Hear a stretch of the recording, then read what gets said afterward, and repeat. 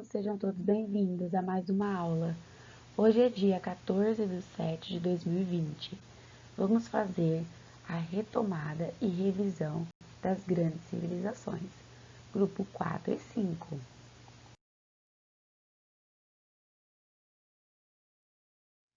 Pega o caderno e vamos anotar, para discutirmos e fazermos uma roda de conversa, com retomada e revisão das grandes civilizações. Os egípcios aproveitavam as cheias do Nilo, que fertilizava muito suas margens. Por isso, o historiador Heródoto dizia que o Nilo era a dádiva do Egito. O rio Nilo era parte do crescente fértil. Ao longo de toda a sua extensão surgiram nomos, que eram comunidades que faziam canais de irrigação ao longo do rio. Por volta de 3200 a.C., o faraó Menés unifica os dois Egitos, o Alto e Baixo Egito. Agora, todos os nomos faziam parte de um só território, dando início à primeira dinastia. Eu sou Menés, o faraó dos dois mundos.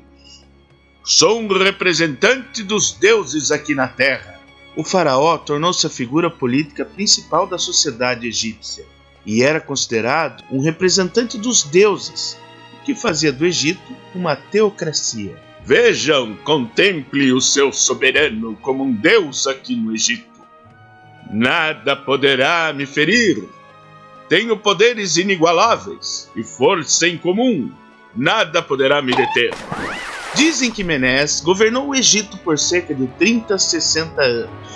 E o faraó invencível e poderoso acabou sendo morto por um hipopótamo.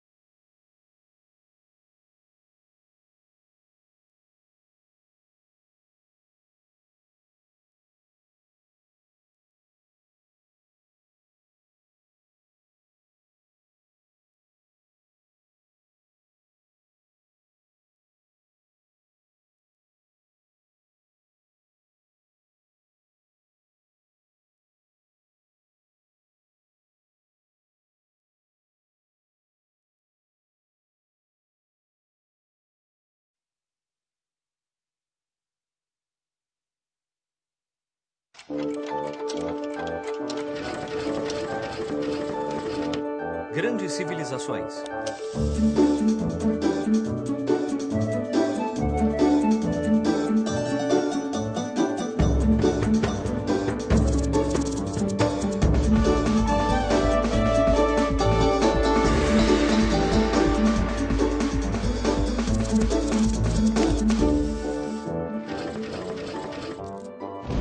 A Índia, primeira parte.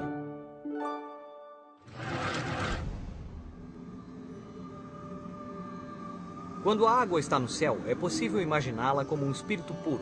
Então, quando cai na forma de chuva ou neve, ela conecta a pureza dos céus aos picos de montanha. Enquanto derrete, cada gota escorre e se junta a outras, formando um filete de água minúsculo. Os filetes compõem os córregos, e assim por diante, até que gradualmente a água que desce das montanhas acaba formando um rio. Esse fluxo de água pura poderia correr por vales e planícies por milhares de quilômetros antes de chegar, finalmente, ao mar. Quando a água pura desce das montanhas e forma um grande e constante rio, as terras por onde a água passa se tornam férteis e de fácil exploração. É por isso que quase todas as grandes civilizações antigas iniciaram-se em áreas banhadas por um grande rio. Os antigos egípcios tinham o rio Nilo. Os mesopotâmicos tiveram os rios Tigre e Eufrates. Na China, o rio Amarelo. E as águas do rio Indo deram origem a uma das civilizações mais antigas e famosas da história por volta do ano 5500 a.C. A civilização da Índia. O povo indiano considerava seus rios algo sagrado. Para eles, a vida em si mesma era como a água que corria, onde cada gota, assim como cada pessoa, juntava-se a inúmeras outras nesse longo caminho pré-determinado. Todos tinham um destino definido, se eles iriam viver em um lugar ou em outro, se teriam uma doença ou saúde. Ou se eles teriam um cabelo maluco igual ao meu. Como assim, Pipo? Você tem cabelo maluco? Ah, entendi. Tá. O destino é algo como isso aí. Na verdade, na Índia Antiga, aceitar o destino que foi elaborado para você antes de nascer era como aceitar as leis da natureza.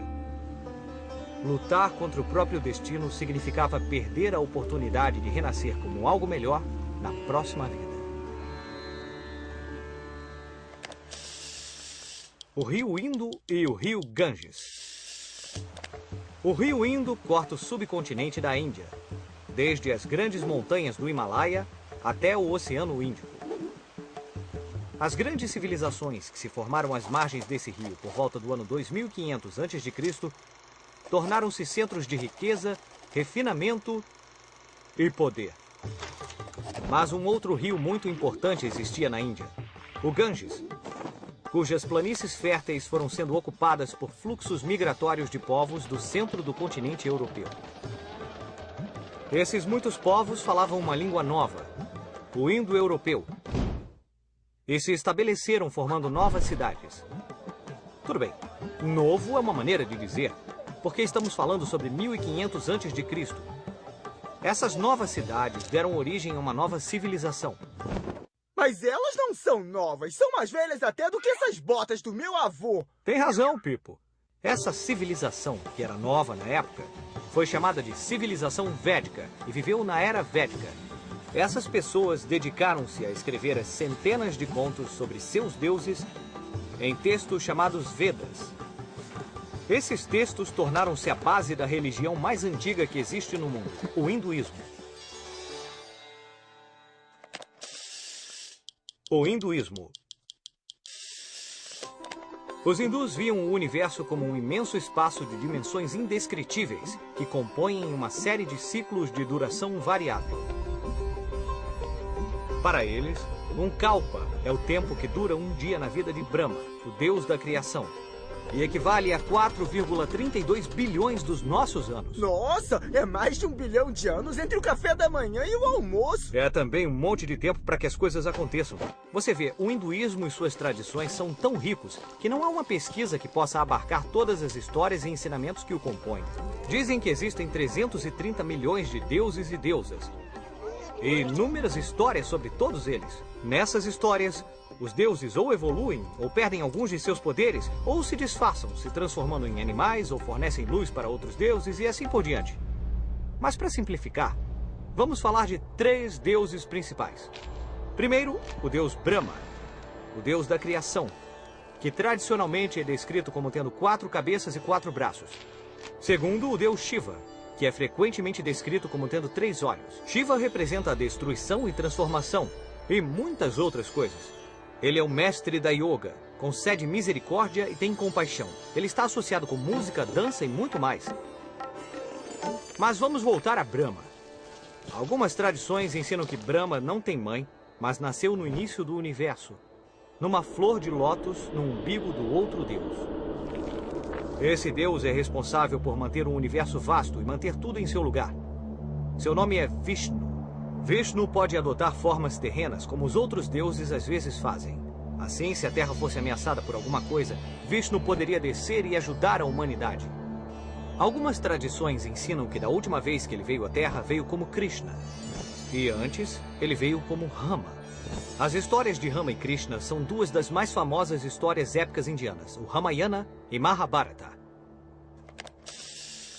O sistema de castas. A lenda diz que as histórias sobre as origens do mundo foram reveladas a poucos escolhidos através das vibrações musicais do cosmos. Esse seleto grupo de pessoas foi chamado de Brahmani. Eram padres, estudiosos e professores. Nós, Brahmanes, podemos ouvir a música universal que nos conta os segredos do cosmos. Como eles eram os únicos que podiam entender o destino dos homens, os Brahmanes eram muito respeitados e pertenciam à mais alta casta. Mas o que é uma casta? Um grupo de amigos? Não. Uma equipe de esporte. Será que é um grupo de música cósmica? Bons palpites. Mas não é nada disso. As castas foram uma forma de organizar as pessoas, dando-lhes um lugar na sociedade a partir do momento em que nasciam. Cada criança pertencia à casta em que nascia e tinha geralmente que cumprir esse papel para o resto de sua vida. Se a criança nascesse em uma família de Brahmanes, se tornaria um sacerdote e teria muitos privilégios. Mas nunca poderia tornar-se, digamos, um guerreiro que pertencia à segunda casta mais importante, as Kshatriyas. Governantes também faziam parte dessa casta. Os guerreiros eram fortes e corajosos, mas geralmente nunca seriam nada além de guerreiros. Não podiam nem mesmo se casar com uma mulher de outra casta. Na verdade, não podiam sequer falar com ela. A terceira casta, a Vaishyas, era de agricultores, artesãos e comerciantes. E finalmente havia os serventes, chamados Sudras. Mas se vocês acham que o trabalho dos serventes era o pior, estão muito enganados. Havia pessoas em nível mais baixo que os funcionários. Eram os Dalits. Dalits, antes chamados intocáveis, eram pessoas que não pertenciam a nenhuma casta e, em geral, tinham que fazer os piores trabalhos. Dalits não podiam beber das mesmas fontes de água como as outras pessoas. Ninguém jamais poderia tocá-los, ou até tocar suas sombras. Se isso acontecesse, a pessoa viria a ser contaminada e teria que ser purificada. Ser um Dalit era definitivamente muito duro. Vamos usar nossa bússola do tempo para ver o que estava acontecendo nos outros lugares do mundo nessa mesma época. No Egito Antigo, por exemplo, o faraó estava no topo da sociedade. Assim como um Brahmane na Índia, o faraó era considerado um ser divino. Abaixo dos faraós vinham os sacerdotes, que estavam encarregados de servir aos deuses. Depois dos sacerdotes eram os escribas, cuja maior habilidade era saber escrever. Abaixo deles estavam os soldados do exército, que eram responsáveis por proteger e garantir a unidade do império. Depois vinham os comerciantes e artesãos. E um pouco mais abaixo deles, os agricultores. A classe mais baixa no Egito era daqueles que tinham a fazer os piores trabalhos, os escravos. Ah, igualzinho aos Dalits na Índia. Parecido, mas não igualzinho. Em primeiro lugar, os Dalits na Índia não pertenciam a nenhuma casta, o que significa que não eram sequer considerados membros da sociedade e não tinham direito algum. Em segundo lugar, na Índia, quando alguém nascia em uma casta, não tinha outra opção senão continuar nela por toda a vida. No Egito Antigo, no entanto, o sistema não era tão rigoroso. Por exemplo, havia comerciantes casados com camponesas e mesmo as pessoas mais pobres tinham direitos. Na verdade, se eles conseguissem economizar dinheiro suficiente, podiam comprar suas próprias terras e melhorar sua situação na sociedade. Vamos ver o que vai acontecer em A Índia, segunda parte. No ano de 563 a.C., um homem trouxe uma nova perspectiva para a Índia. E suas ideias ajudaram muitas pessoas que estavam sofrendo sob o sistema de castas. Este homem se chamava Siddhartha Gautama, mas com o tempo ficou conhecido como Buda. O jovem Siddhartha era o principal herdeiro de um pequeno reino. Seu pai o amava e não queria que ele sofresse. O jovem príncipe foi isolado num palácio maravilhoso, cercado por diferentes prazeres, funcionários e música agradável. O pai tentou esconder de Siddhartha a verdade sobre o envelhecimento, a doença e a morte.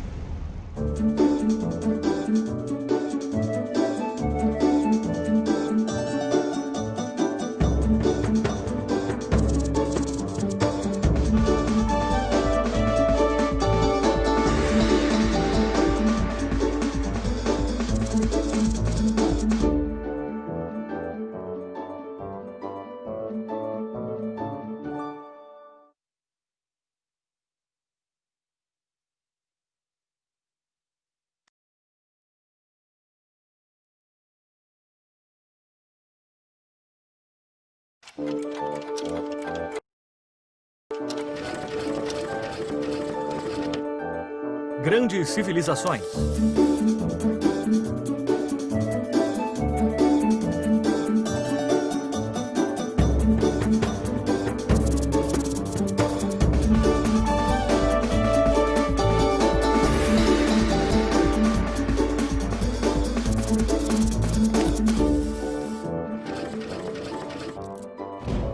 O Japão Antigo, primeira parte. No leste da Ásia, à beira do Oceano Pacífico, encontra-se um grupo de ilhas que são coletivamente chamadas Japão. Mas essas não são ilhas comuns. São realmente montanhas que emergem do oceano. Ou seja, toda a massa terrestre do Japão é composta pelos picos dessas montanhas que se elevam por centenas de metros desde o fundo do mar. A vida para as pessoas sobre essas ilhas parece ser muito difícil. Existem vulcões, terremotos e até mesmo ondas gigantes chamadas tsunami que atingem as costas. Mas viver sob a ameaça constante desses perigos transformou o povo do Japão em uma das mais tenazes e orgulhosas civilizações.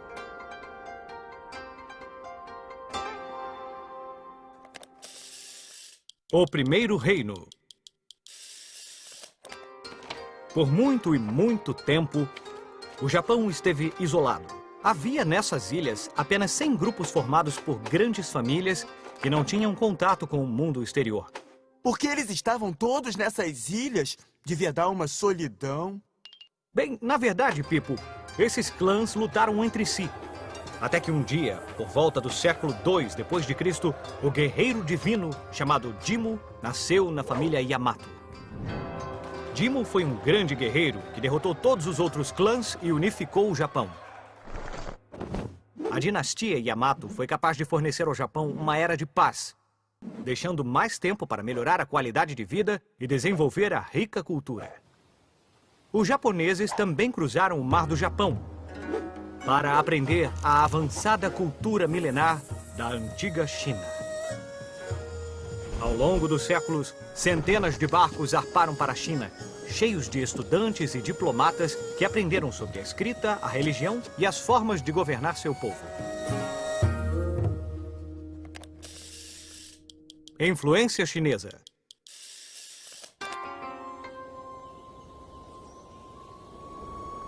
Os japoneses haviam desenvolvido sua própria religião, chamada Shintoísmo, que se baseava na reverência a diversas forças da natureza, representadas por muitos deuses.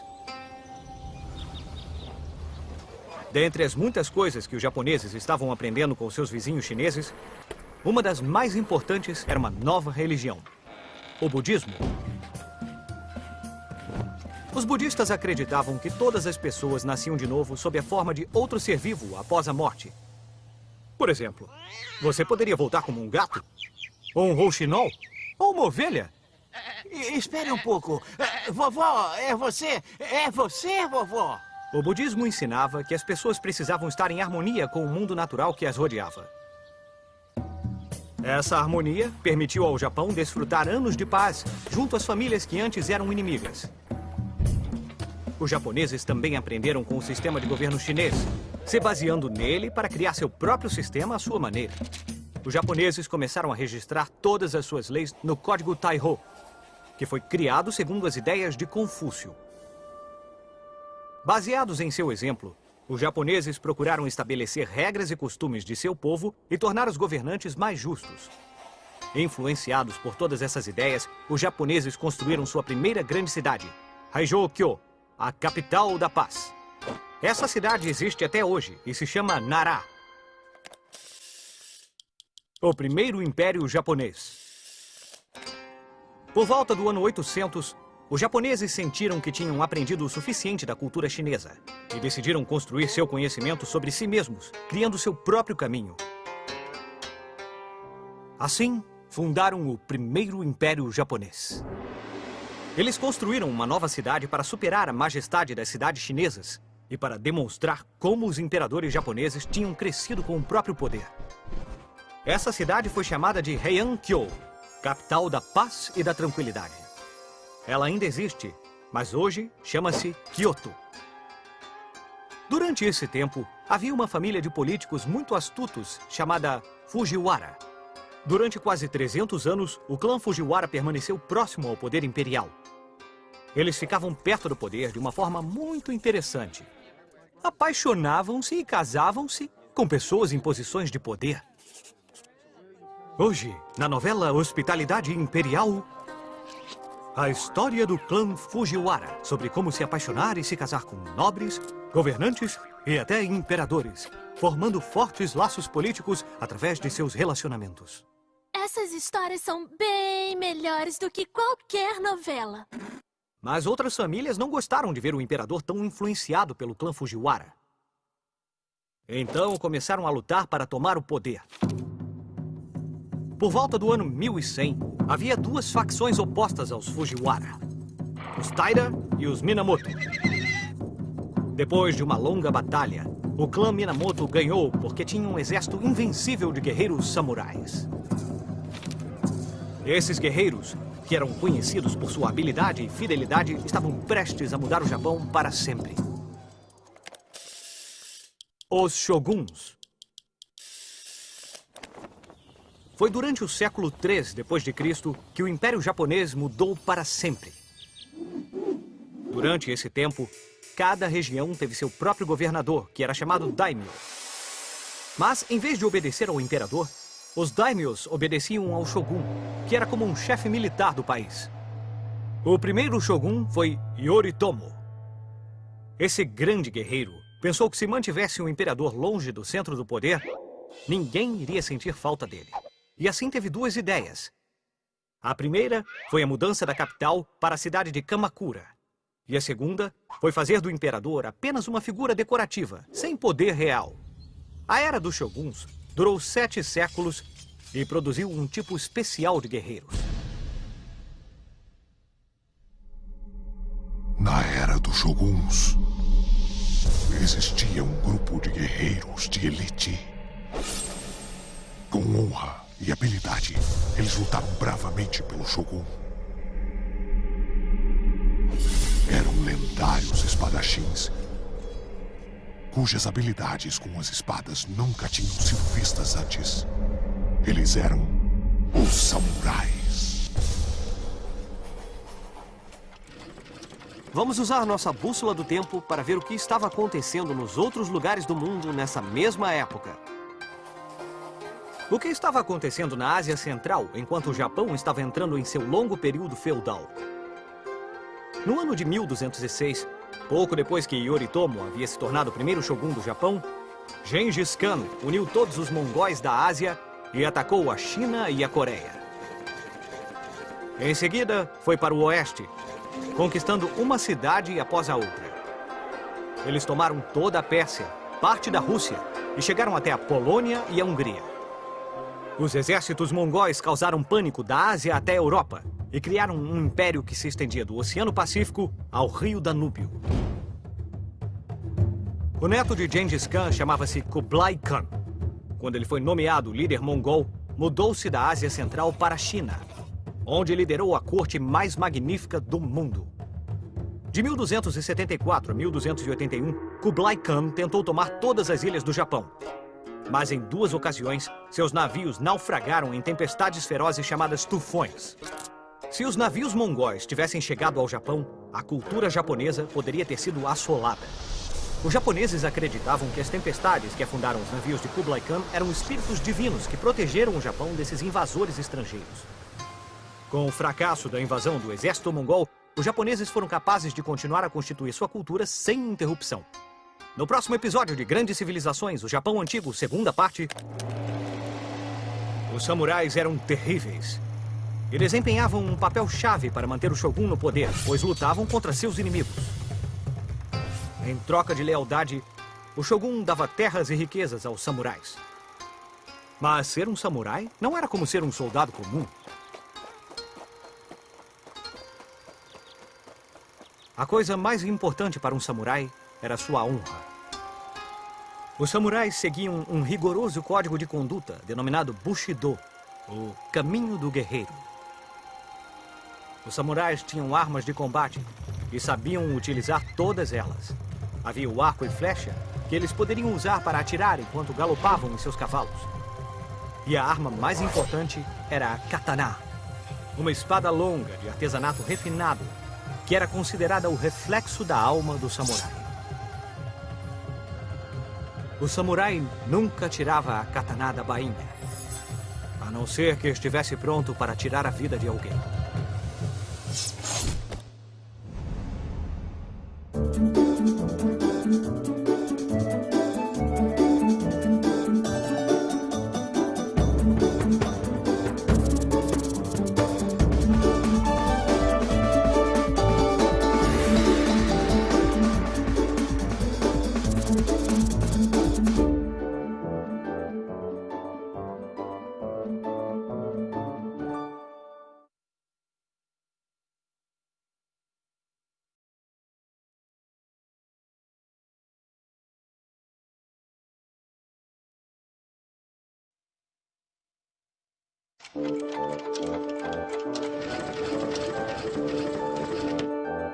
Grandes Civilizações.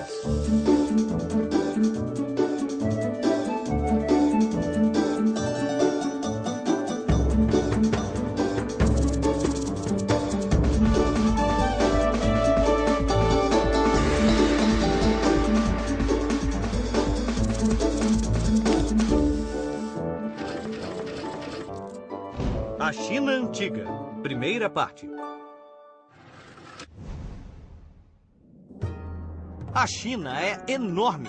Basta olhar no mapa para se dar conta da imensa extensão territorial que ocupa. Nossa, é como se fosse a metade de um continente. É verdade, é enorme. É tão grande que existem diferentes climas e paisagens que atravessam o território chinês. A China é um mundo em si mesma, com florestas fechadas, desertos vastos, montanhas insuperáveis, pradarias férteis, pântanos densos e planícies congeladas. Brrr! Há muito tempo, os chineses observaram que o mundo era composto por coisas muito diferentes e que cada uma tinha seu oposto. Então foram descobrindo que a natureza tinha um equilíbrio, uma harmonia entre forças diferentes e opostas. Assim, se em algum lado fazia frio, era porque do outro lado estava fazendo calor. Se existia terra, era porque também existia ar. Se o sol brilhava durante o dia, era a lua que reinava à noite. E se havia homens, então deviam existir mulheres. Essas observações sobre a natureza que os rodeava serviram a eles como base para elaborar a famosa tradição da sabedoria chinesa, com a qual construíram uma grande civilização que perdurou por milhares de anos. A formação do Império. Traçando uma linha pelo meio da China, vemos o Rio Amarelo. Foi aí que começaram a se desenvolver os primeiros povos que antecederam esta grande civilização. Sabem quando? 5.000 anos antes de Cristo. Nossa, faz 7.000 anos! Esses povos cresceram e se desenvolveram, mas por volta de 1500 a.C. foram dominados por terríveis governantes chamados Shang. Como todos eram descendentes da mesma família, receberam o título de dinastia. a dinastia Shang durou mais de 700 anos. Depois, a dinastia Shang foi substituída pela dinastia Zhou. Mas em seguida, várias famílias queriam o poder, então virou todos contra todos. Essa fase ficou conhecida como a Era dos Reinos Combatentes. E durou até o ano 221 a.C., quando uma nova dinastia de governantes guerreiros, a dinastia Qin, conseguiu unificar o país e estabeleceu o império que deu nome à China. Qin Shi Huang proclamou-se imperador, o primeiro de toda a história da China. Ele era considerado filho do céu, ninguém podia discutir nada com ele e seu poder era considerado mágico. Eu discordo! O Senhor dos Homens não podia brincar, não cantava nem ria. Devia manter-se sempre de pé e seus movimentos eram lentos demais. Qin Shi Huang foi o organizador do império. Ele construiu um sistema de estradas e canais para facilitar o comércio, e então todos começaram a usar o mesmo dinheiro, o mesmo calendário e até a mesma escrita. E ele impôs um sistema de leis. Mas havia pessoas que não gostavam de Qin Shi Huang. Então, o povo começou a tomar cada vez mais nojo dele, e representando todo o povo, 460 sábios se opuseram às medidas criadas pelo imperador.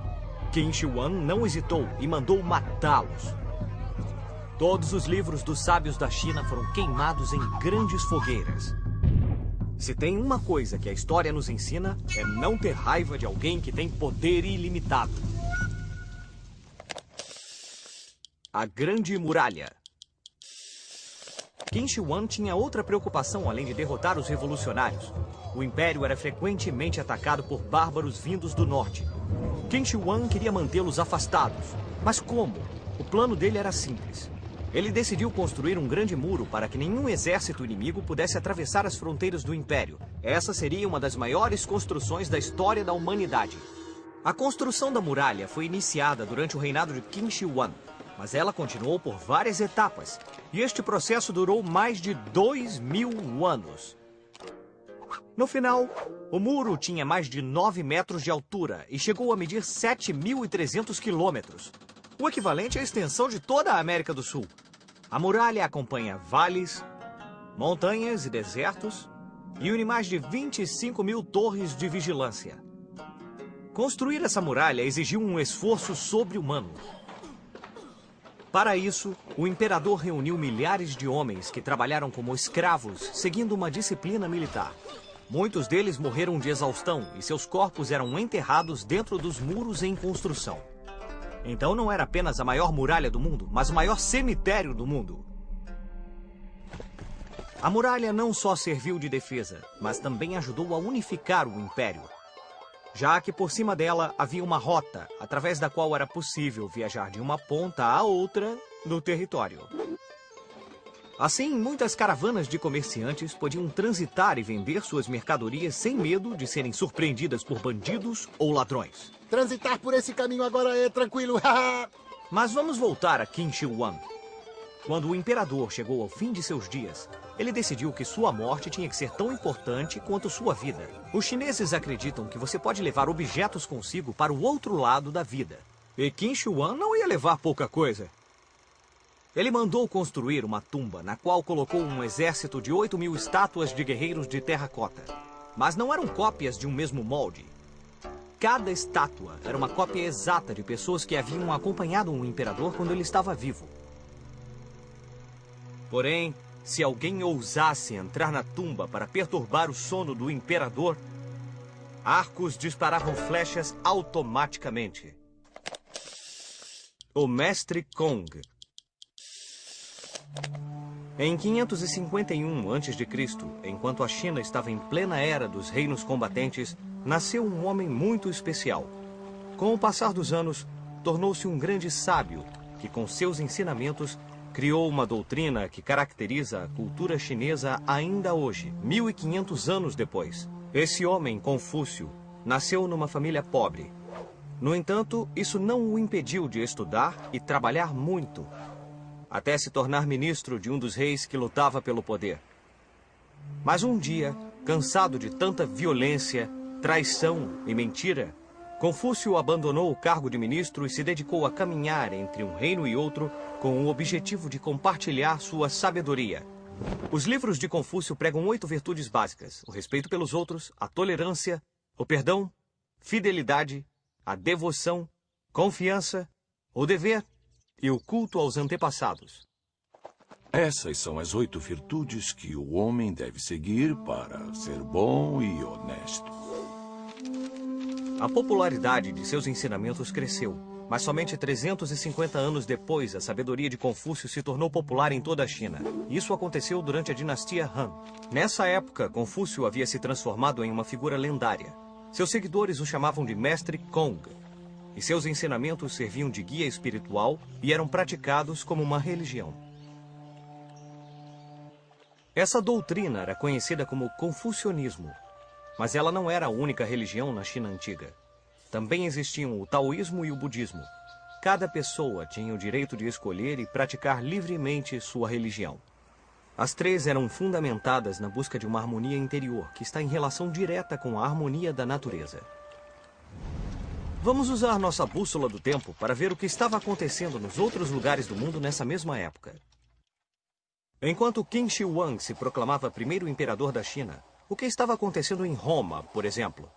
Lembrem-se de que era o ano 221 a.C. e Roma ainda não era um império. E mais, nem sequer controlava a Itália inteira. Em 221 a.C., Roma era uma república e era governada por um grupo de pessoas cultas chamadas senadores. 20 anos mais tarde, em 201 a.C., depois de conquistar a poderosa cidade de Cartago, Roma continuava a estender seu território. Porém, ainda era uma república sem imperador. Vários anos mais tarde, em 51 a.C., um grande general chamado Júlio César conseguiu conquistar terras gaulesas estratégicas e deu origem à formação do Grande Império Romano. No ano 27 d.C., seu filho adotivo, Otávio, sagrou-se Augusto, o primeiro imperador romano. Ah, igual ao Qin Shi Huang na China? É, só que quase 200 anos mais tarde... Venha, vamos ver o que vai acontecer na segunda parte do episódio sobre essa apaixonante civilização. Os chineses foram muito engenhosos e inventaram muitas coisas como a pólvora, pipas, imprensa, porcelana, mas talvez a descoberta que mais surpreendeu o mundo foi feita pelo bicho da seda. Ninguém sabe como, mas há mais de 5.000 anos, os chineses descobriram que cada um de nós, antes de virarmos borboletas, fazia um casulo, enrolando um único e finíssimo fio. Os chineses transformavam esse fio em seda, um material maravilhoso que era muito valorizado e por isso todos queriam esse tecido. Os chineses e a seda ficaram famosos no mundo inteiro.